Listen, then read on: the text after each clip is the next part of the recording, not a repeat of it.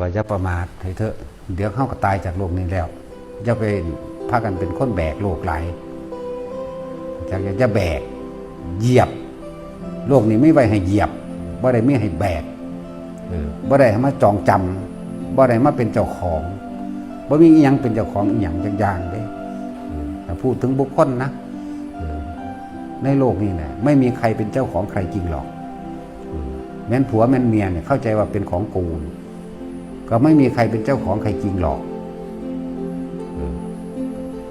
คนเฮาแต่มันบ่จากกันตอนเป็นมันก็จากกันตอนตายอยู่คือเก่าเห็นบ่ล่ะจากกันตอนเป็นยังแก้ไขตัวเองได้ยังแก้ไขตัวเองเลยจากกันตอนเป็นนี่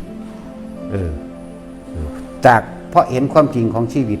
จากเพราะเห็นความทุกข์ยากลำบากจากเพราะเห็นหลายๆอย่างในความไม่เอาไหนของคู่สามีภรรยาจากเพราะเห็นความเห็นแก่ตัวจากเพราะหลายอย่างในการจากแกเลยก็ปรับตัวได้ในตอนที่ยังมีชีวิตอยู่เด้จากกันตอนเป็นนี่ยังมีหม่องอื่นๆที่พ่อให้พึ่งพาอาศัยกับแรงเขาหาถ้ำพอเห็นความจริงจากกันตอนเป็นจากทั้งที่มีความรักอยู่ก็ช่างไม่รักอยู่ก็ช่างเพราะมันเห็นความจริงนี่มันก็ออกมาปรับปรุงตัวเองได้ถ้าจากตอนตายทั้งที่ยังรักกันอยู่โอ้เป็นทุกข์เข้าใจบ่นี่ทุกข์เพราะว่ามันต้องไปเกิดใหม่กะอาไลอาวรเนี่ยโสกปริเทวทุกข์ผูกพันลำพึงลำพันหากันแก้ไขบ่ได้แล้วผู้นั้นกัดยันตายจากผัวยันตายจากเมียจังซี่เบิ่งหน้ากันแล้วโอ้ยนั่นนี่จิตใจสมองเนี่ย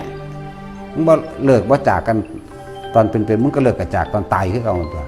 นักกว่าเก่าเด้เข้าใจว่าล่ะถ้าผู้บ่มีถึงธรรมถ้าวายในผัวในเมียอยู่มันสิถึงธรรมหม่องใดเด้อวะแม่นว่าซั่นถ้ายังมาของฆ่ากันอยู่มันสิถึงธรรมหม่องใดแม่นว่ามันสิถึงหม่องใดวะแต่ที่มีแย่งมาว่าได้โซดาสกิทาค่าอยู่ด้วยกันมันก็เกิดคือเก่าเฮาสิเอาบ่เกิดถ้าทั้งจะไปหวังในศาสตร์หน้าอยู่นั่นน่ะมันก็ไปเรื่อยมันเหมือนคนที่ตายศาสตร์นี้แต่ดับศาสตร์นี้ศาสตร์นี้เท่านั้นเด้นั่นแหละท่านต้องเอาที่เดียวโหลดศาสตร์เดียวโหลดศาสตร์นี้เป็นศาสตร์สุดท้ายโหลดนั่นแหละตัดใจลงแบบนี้ครับคนที่จากกันอยู่น้ำกันจนเฒ่าจนแก่จูงกันงอไปนี่จักบ่นั่นแหละสาเหตุทุกข์คนทั้งโลกก็นิยมชอบโอ้ยรักกันจนเท่าแก่ไม่เท่ายอดทองกระบองยอดเพชรมันบ่เพชรแล้วมันสิลงทันที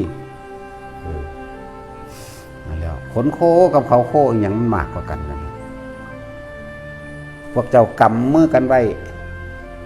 โอ้ยเจ้าจะตายจากข่อยเจ้าจะตายจากข่อยเพิ่งก็ตายคือเขาเนี่ยตายแล้วจักสิไปหม่องใดในจิตสุดท้ายของบุคคลคนนั้นส่วนมากลงอบายห่วงให้ห่วงหน้าห่วงลูกห่วงผัวจิตใจกังวลมันลงไปทั้งต่ำหมดเด้ต้องอบายเด้นี่แหละจังว่าจากกันตอนตายพวกเจ้าแก้ไขกันบ่ได้ผู้เป็นอยู่ก็ให้ไล่อุ้ยบ่เข้าหาธรรมะบ่เข้าหาธรรมะเลยบ่มีหม่องโปร่งหม่องว่างเด้ถ้าคนยังมีชีวิตอยู่นี่เห็นบ่นี่มันจากกันผู้นึงตายผู้นึงเป็นผู้นึงตายน่ะแก้ไขยังบ่ได้แล้วบ่ฮู้ว่าสิไปตามจิตสุดท้ายไปนึกถึงตนไหนแต่ผู้เป็นอยู่แต่เขาหาธรรมะยังแก้ไขตัวเองได้จังซั่นแล้ว